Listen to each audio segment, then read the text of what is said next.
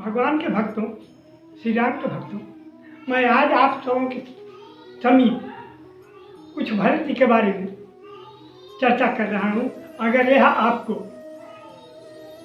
अच्छा लगे तो कृपा कर मेरे इस YouTube चैनल को सब्सक्राइब और लाइक अवश्य कर देंगे। जरा देखिए तो कि भरत जी के बारे में मैं क्या कह रहा हूँ कि जब राजा दशरथ की मृत्यु हो चुकी और राम वनवास चले गए तो भरत जी और शत्रुघ्न जी जब ननिहाल से आते हैं तो वशिष्ठ जी ने क्या कहा कि भरत, तुम्हारे पिता की आज्ञा है कि तुम राजगद्दी पर बैठो, तो तुम पिता की आज्ञा का पालन करो। वहां पर भरत जी ने एक प्रश्न रख दिया है और वह यह प्रश्न था, उन्होंने कहा कि अगर आप लोगों ने मेरे प्रश्न का जवाब सही सही दे दिया तो मैं पिता की आज्ञा पालन करने के लिए तैयार हूँ, राजगद्दी पर बैठने के लिए तैयार हूँ। वशिष्ठ जी ने पूछा कि क्या तुम, आपका सवाल है?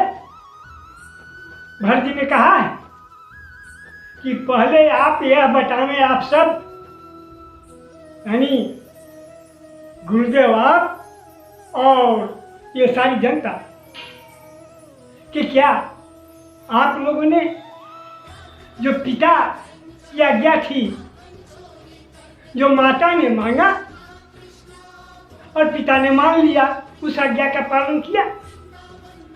वशिष्ठ जी ने कहा कि क्यों, कैसे नहीं पालन किया? भरत जी कहते हैं कि पहला वरदान कैकेयी मेरी माँ ने क्या मांगा था कि सुना हो प्राण प्रिय भावत जी का, एक बार देहु भरत के टीका। मांगऊ कहते हैं कि मांगऊ दोसर बर कर जोड़ी, पूरा हूँ नाथ मनोरथ मोरी। क्या कहते हैं कि तापस वेश विशेष उदासी और 14 बरस राम बनवासी। हे प्रभु, हे वशिष्ठ जी, हे गुरुदेव, पहला वरदान यह था कि भरत को राजगद्दी पर बिठाया जाए और उसके बाद कैकेयी ने यह मांगी थी मेरी माँ ने कि तपस्वियों के देश में 14 वर्ष तक राम वनवासी बने रहे, वन में रहे। तो पहले मुझे राजगद्दी पर बिठाया आपने नहीं, मैं राजगद्दी पर बैठा नहीं, पिता की आज्ञा के यहाँ पालन आप लोगों ने नहीं किया। भगवान राम को बलिदान किया, वन भेज दिया। मेरे राजगद्दी पर बैठने के बाद राम बन जाते, तब न पिता की आज्ञा का पालन होता। भरत जी का कहना उचित था। उन्होंने नियमानुसार कहा था, जैसा कि कैकेयी ने वर मांगा था। कैकेयी का वर मांगना यही था कि राम को, पहला वर था कि भरत को राज तिलक दिया जाए, राजगद्दी पर बिठाया जाए। तब दूसरा मांगा, दोसर बढ़कर तब दूसरा वरदान उसने मांगी है कि तापस वेश विशेष उदासी और 14 वर्ष राम बनवासी। इसे दूसरा पर है। तो भरत ने ठीक ही कहा कि आपने आज्ञा का पालन कहाँ किया? अगर कैकेयी के मांगे अनुसार, मेरी माँ के मांगे अनुसार मेरे पिता ने मान लिया बात, तो पहले हमको गद्दी पर बिठाते। अब तो वशिष्ठ जी चुप हो गए। उसके बाद क्या होता है कि भरत जी की इच्छा अनुसार उन्होंने कहा कि अब इससे अच्छा होगा कि वन में चल के प्रभु राम से भेंट किया जाए। सब वन को चले और जब मार्ग में वे प्रयागराज पहुंचते हैं, संगम वहाँ है, गंगा जमुना सरस्वती तीनों नदियों का वहाँ एक अचंभा की बात है कि वहाँ पहुँचने पर भरत जी ने क्या किया है कि सबको ये स्नान किया संगम में, लेकिन भरत जी ने स्नान नहीं किया। अब आप सोचेंगे कि ऐसा क्यों हुआ, कि भरत जी ने स्नान क्यों नहीं किया? तो इसका भी जवाब है। वो कहते हैं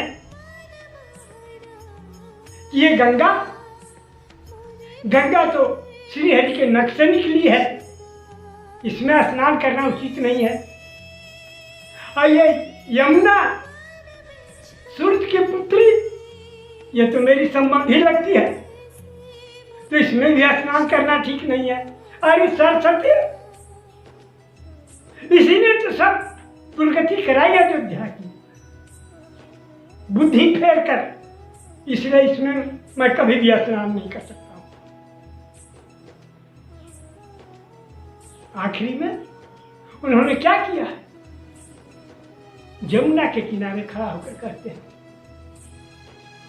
यमुना मैया से कि अर्थ न धर्म न काम रुचि, चाहूं न गति निर्वाण, जन्म जन्म रति राम पद, यह वरदान नया।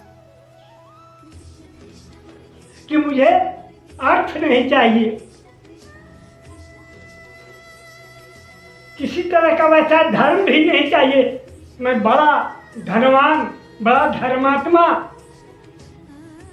और मुझे काम वासना या किसी तरह की इच्छा भी नहीं चाहिए, और मैं चाहूं न गति निर्वाण, और मैं मोक्ष प्राप्त करना भी नहीं चाह रहा हूं।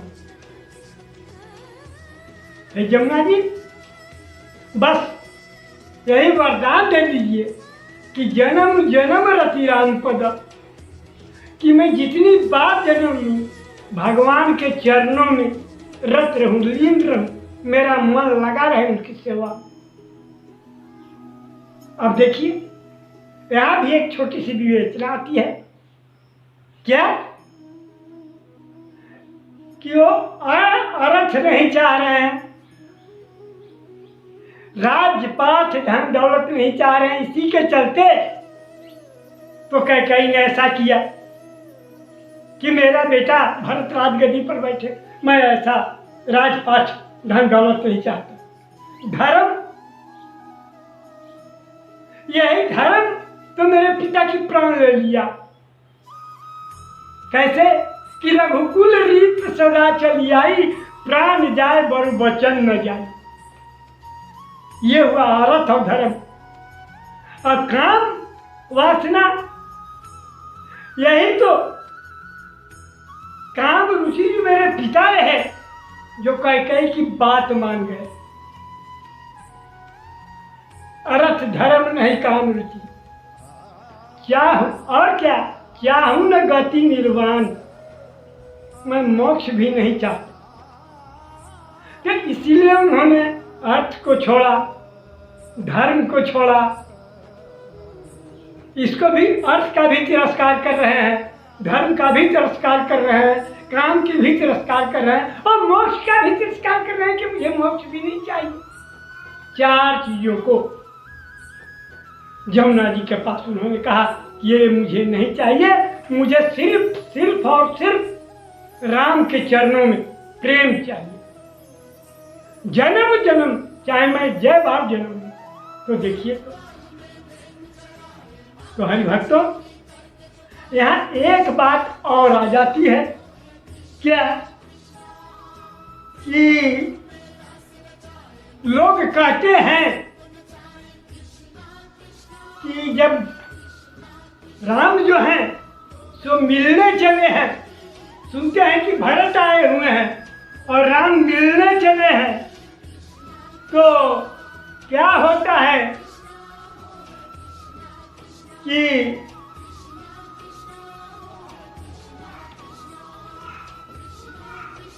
ये ही राम साधुओं के साथ बैठकर कुछ चर्चा कर रहे थे, और जब उनको यह पता चला लक्ष्मण जी के द्वारा कि भरत आए हैं, तो उठते हैं और उस उठ के भरत को अखबार में प्रेम से लेने के लिए दौड़ते हैं। भरत के नजदीक जाते हैं तो वहां पर क्या है कि जो है सो कहीं पर उनका वस्त्र गिर जाता है, कहीं पर तीर गिर जाता है, कहीं पर धनुष गिर जाता है और कहीं पर तर्कस भी गिर जाता है। सोचिए तो जरा, चादर ओढ़े हुए हैं वो गिर गया और वह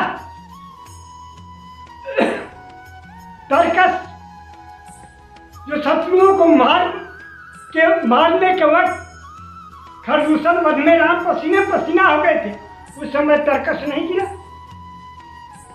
वह बाण जो तारुका जैसी जैसी राक्षसी और बड़े बड़े राक्षसों को बिंध कर मार कर और तर्कस में लौट आता था, वो नहीं गिरा उस समय। आज गिर रहा है, आज वस्त्र भी गिर रहा है, तर्कस भी गिर रहा है और बाण भी गिर रहा है। और वह धनुष देखिए तो, जो सीता स्वयंवर के समय परशुराम के हाथ से उछल कर और राम के हाथ में चलाया था, वो धनुष भी आज गिर रहा है। इसका भावार्थ में जाइए, गहराई में जाइए, आपको पता चलेगा कि भगवान राम ने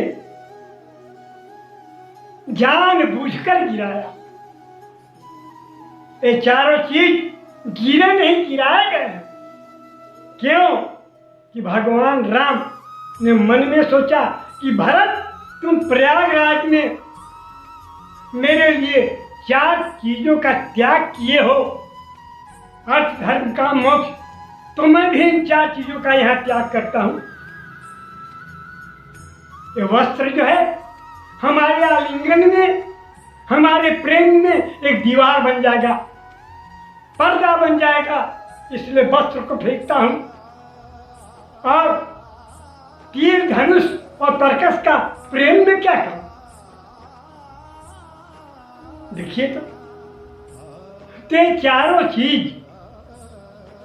जो राम भरत मिलन के समय गिरे कहे जाते हैं, ये गिरे नहीं, गिराए गए हैं भगवान राम के द्वारा। अब तो हरि भक्तों,